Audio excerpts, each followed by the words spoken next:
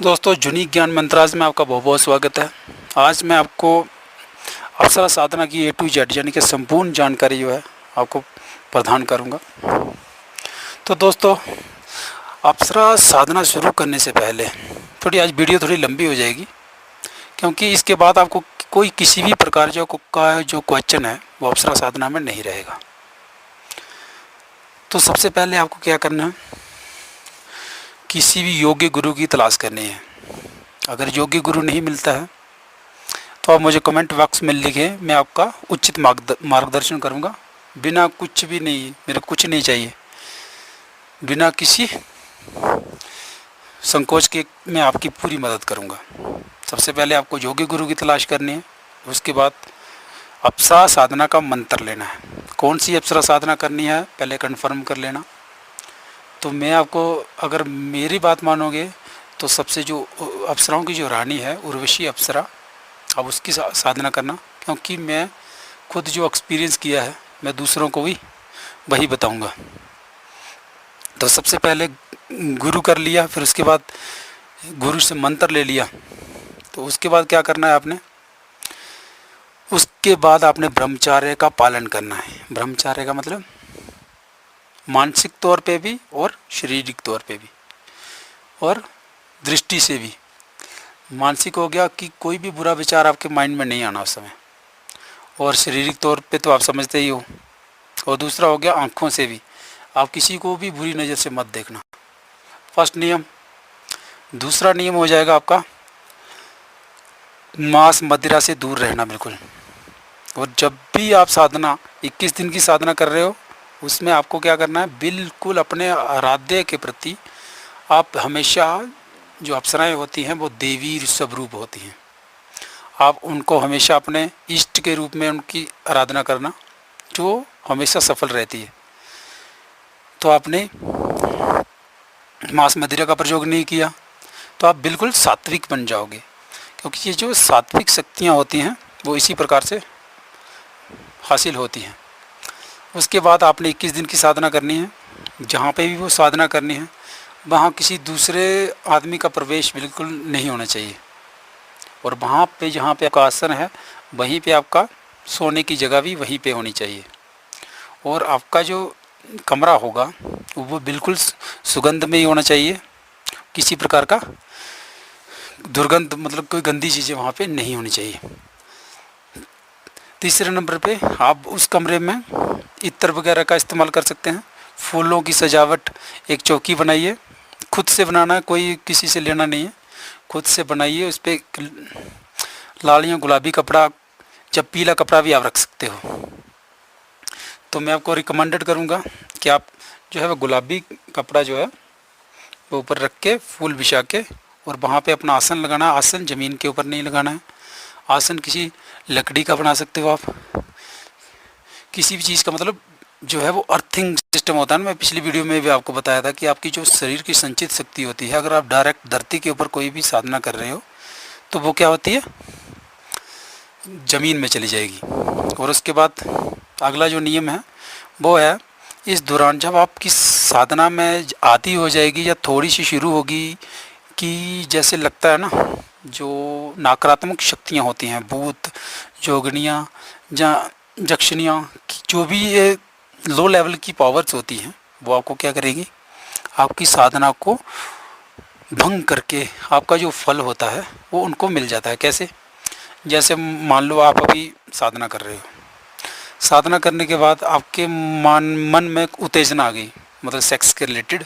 तो जैसे ही आपने उस समय सेक्स किया, तो जिस भी चीज़ के साथ आप सेक्स करोगे, आप वो कुछ भी करोगे, मतलब किसी भी प्रकार का सेक्स करोगे, उससे क्या होगा, जो आपकी जितनी भी आपने ऊर्जा बनाई होगी, जितनी भी शक्ति जो है हासिल की होगी, वो उसमें एनर्जी ट्रांसफ़र कर लेते हैं वो लोग। जी हो गया। उसके बाद अगला नियम क्या है, बिल्कुल आप जिसकी भी आराधना तपस्या सिद्धि कर रहे हो तो आपका ध्यान उन्हीं की तरफ रहना चाहिए। ये नहीं कि आप ये सोचो माइंड में कि जब मैं साधना कर लूँगा मैं उससे ये काम कराऊँगा वो काम कराऊँगा, नहीं। आपने सब प्रथम अपना कर्म करना है, फल की इच्छा मत करो। श्री कृष्ण जी ने भी भगवत गीता में कहा है। तो आपने बिल्कुल कॉन्सनट्रेट होके, आपका ध्यान बिल्कुल भी आगे पीछे नहीं होना चाहिए। ये हो गया। उससे अगली बार जब भी आप साधना में होंगे, आपको ऐसा लगेगा मेरे को बिल्कुल भी कुछ भी नहीं लग रहा कि मेरी साधना हो रही है कि नहीं हो रही है, अनुभव नहीं हो रहा कुछ भी, तो आप बिल्कुल चिंता मत करो। क्यों? क्योंकि जो भी देवी होती है वो आपकी क्या करेगी, परीक्षा लेगी।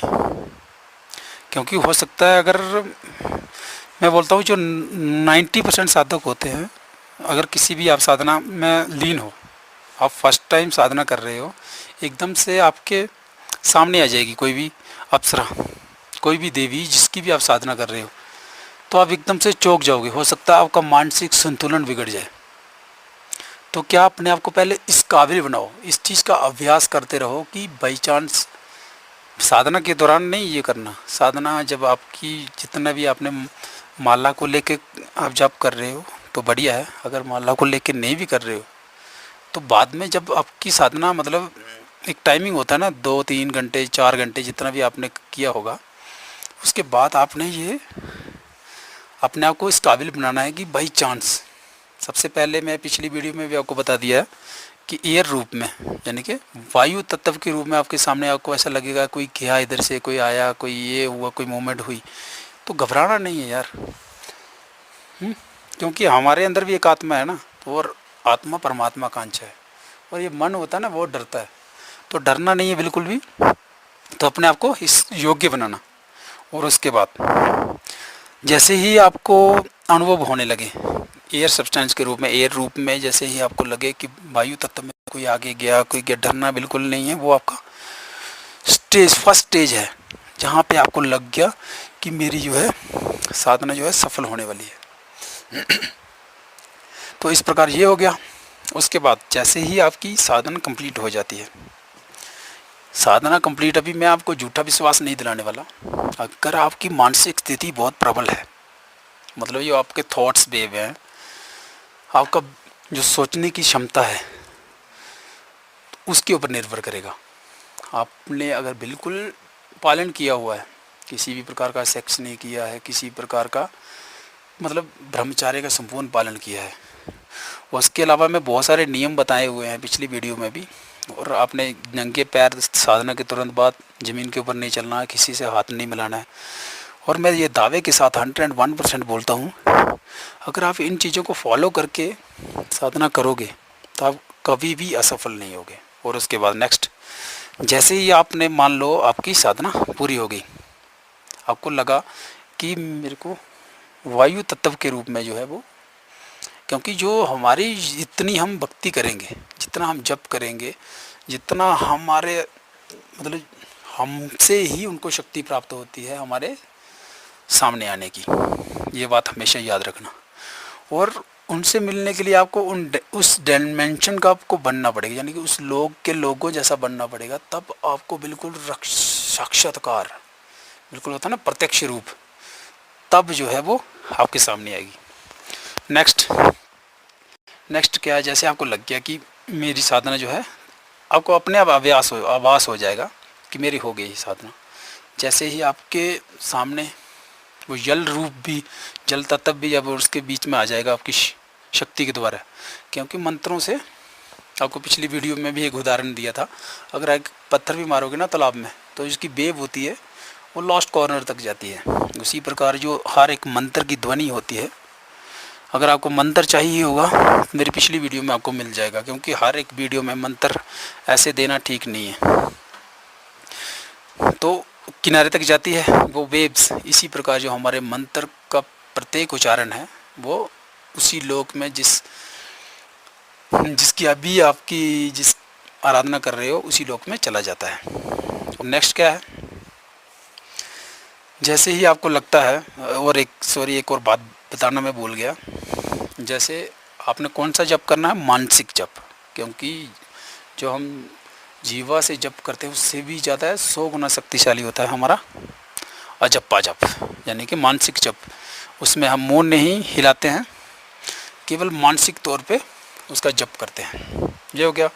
जैसे ही आपको लगता है कि आपकी सिद्धि जो है, पहले आपने पिछली वीडियो में मेरी देख लेना, उसमें मैंने बताया था कि हाथ में जल लेके आपने एक वादा करना है कि मैं इतने दिन की आपकी जो है वो तपस्या करूँगा, इतने दिन तक जप करूँगा और इस रूप में आपको मतलब इस रूप में आपको पाना चाहता हूँ। तो उसी प्रकार से आपने कार्य करना, अपने मन को डगमान जैसे होता ना, पथ से साइड नहीं होना कभी भी। ये नहीं कि आपने इस रूप में बोला अभी ये जो मानसिक स्थिति है ना, क्योंकि अप्सरा जो है बेहद खूबसूरत, बेहद खूबसूरत भी एक वर्ड होता है, वो कम पड़ जाएगा आपके लिए।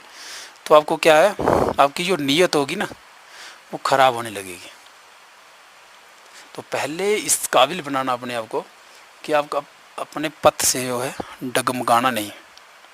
जब आपके सामने आएगी तो आपने क्या करना है, कोई भी चीज़ उनको उपहार स्वरूप देवी को भेंट करना है। देवी को जो है वो श्रृंगार की वस्तुएं जो हैं वो अति प्रिय होती हैं। कोई भी श्रृंगार की वस्तुएं अपने पास रख लेना, जैसे चूड़ी हो गई, लिपस्टिक हो गई, सिंदूर हो गया, मतलब जितनी भी होती है ना, बिंदी हो गई, ये सब उनको उपहार के रूप में आपने देना है। फिर उनसे याद रखना, अगर जितना आपने प्रण किया है ना कि मैं भाई 21 दिन की साधना कर रहा हूँ, अगर आपको 15 दिन में 20 दिन में पहले आ जाती है तो आपने नहीं करना है, क्योंकि देवी आपको चेक करने आती है। तो सबसे पहले क्या करेगी, जब भी कोई अप्सरा आपके सामने आएगी वो आपको बिल्कुल टिकटिकी नज़र से देखती रहेगी। क्यों? क्योंकि वो अपने साधक को देखती है कि उनके हृदय में हमारे प्रति कितना प्रेम है। तो आपको देखती रहेगी, चाहे आपको दिखे या ना दिखे हो, लेकिन आपकी तरफ वो देखती रहेगी। 24 घंटे आपके ऊपर नज़र बनाए रखेगी, किसी न किसी, आपको बताया था वायु रूप में, किसी न किसी तत्व रूप में आपको देखती रहेगी। उसके बाद आपने उनसे, जैसे ही आपके साधना पूरी हो गई, आपको हो सकता है जब मानसिक जाप करोगे अजीब अजीब आवाज़ें सुनाई देना, कभी भी घबराना नहीं इन चीज़ों से। अजीब अजीब आवाज़ें सुनाई देना, कुछ ऐसे ऐसे सपने आना, बिल्कुल गलत सपने भी आ सकते हैं आपको। तो आप पहले ही मैंने बता दिया, मानसिक स्थिति अपनी कमज़ोर रखना और कभी भी साधना बीच में नहीं छोड़ना, सबसे मेन पॉइंट। इससे क्या होगा, आप पागल भी हो सकते हो, और इस प्रकार से पागल कि कोई भी दुनिया का डॉक्टर जो है आपका इलाज नहीं कर सकता। तो ये तो हो गया अभी तक। उसके बाद क्या करना है, अपने देवी से वचन लेना है कि जो भी आपकी प्रॉब्लम है, उनको तो पता ही होगा, लेकिन फिर भी आपने एक वचन लेना है कि देवी जब भी मुझे आपकी सहायता की ज़रूरत पड़े, आप मेरी सहायता के लिए तुरंत आना। जो कुछ भी आप मतलब जो भी आपकी प्रॉब्लम हो, पर सदा ये नहीं बोलना कि आप हमेशा मेरे साथ रहो, क्योंकि उनको भाई और भी काम है, अपना लोक भी है, इंद्रदेव उनके स्वामी हैं। तो इस प्रकार की आपने उनसे क्या लेना है, एक प्रण ले लेना है, और आपने फिर भी एक आराध्य के रूप में उनको पूजा करते रहना उनकी। आपकी साधना पूरी होगी, उसके बाद क्या करना आपने, जैसे भी आपको लगता है साल 6 महीने बीत गए हैं, तो दोबारा से भी उसको साधना को करते रहना है। उससे क्या होगा, आपकी शक्ति और प्रबल होती जाएगी, और प्रबल होती जाएगी। और इससे क्या क्या फ़ायदे होते हैं, सबसे पहले आपके मुख पे एक अजीब सी मुस्कान आने लगेगी, फर्स्ट पॉइंट। दूसरे नंबर पे आपके अंदर एक अजीब सी सम्मोहन शक्ति आ जाएगी। तीसरे नंबर पे ये पिछली वीडियो में मैंने बताया हुआ है, और ये बिल्कुल 100% रियल बातें जो है मैं बता रहा हूँ। कुछ लोगों को देख के आपको ऐसा लगता है कि ये ऐसे उल्लू सा आदमी है, और कुछ आदमी को देख के ही ऐसे लगता है कि यार ये इसको ये मैं बात बोलूँ गलत बात कि नहीं बोलूँ। कभी भी आप जीवन में उतर के देख लेना, हो सकता है किसी को मेरी बातें समझ में ना आ रही हो, क्योंकि इस चीज़ जहाँ मैं आने के लिए तभी आपको ये बात समझ आएगी। जिस स्टेज पे मैं हूँ उस स्टेज पे आके ही ये बातें समझ आएंगी आपको। तो उससे क्या होता है, जो हमारी जो सकारात्मक ऊर्जा होती है उसमें वृद्धि होती है। उससे क्या होता है, दूसरे के माइंड में इस प्रकार की भावनाएं आती हैं। जब हमारे अंदर सकारात्मक ऊर्जा होगी, आपने देखा होगा किसी भी देवी देवता का फ़ोटो होगा, उसके पीछे एक पीला सा चक्कर होता है। किसी भी देवी देवता, आप खुद देख लो, किसी भी आपके कमरे में कोई ना कोई फ़ोटो लगा होगा, उसमें देख लेना, एक ऊर्जा का चारों तरफ से एक सुरक्षा कवच होता है। वो सुरक्षा कवच से याद आया कि आप पूछोगे भाई सुरक्षा कवच कौन सी लगानी है। तो आपकी जानकारी के लिए मैं बता दूं कि सात्विक साधनाओं में आपको कोई भी सुरक्षा कवच लगाने की ज़रूरत नहीं है। मैं फिर दोहरा रहा हूँ, कोई भी सुरक्षा चक्कर वाला घेरा बनाने की ज़रूरत नहीं है। क्यों? क्योंकि जब भी आप साधना करते हो ना, आपका कोई इष्ट देव तो होगा। आप उसमें क्या करना, ज्ञान मुद्रा में बैठ के दोनों टांगे फोल्ड करके, दोनों हाथ अपने घुटनों के ऊपर रख के, आंखें बंद करके, आज्ञा चक्र में ध्यान रोक के, उनकी साधना से पहले आपने 10 मिनट तक उनका ध्यान करना है। फिर जो भी आपका गुरु है सर्वप्रथम उनका ध्यान करना। तो कभी भी आप असफल नहीं हो पाओगे। सॉरी, आज की वीडियो थोड़ी लंबी हो गई। अभी भी मेरे दिल में बहुत बातें थी जो मैं इसके रिलेटेड बतानी थी, लेकिन कोई नहीं, अपनी नेक्स्ट वीडियो में फिर से बताऊंगा। अगर कोई भी आपके माइंड में क्वेश्चन है तो कमेंट बॉक्स में लिख देना। अगर नहीं है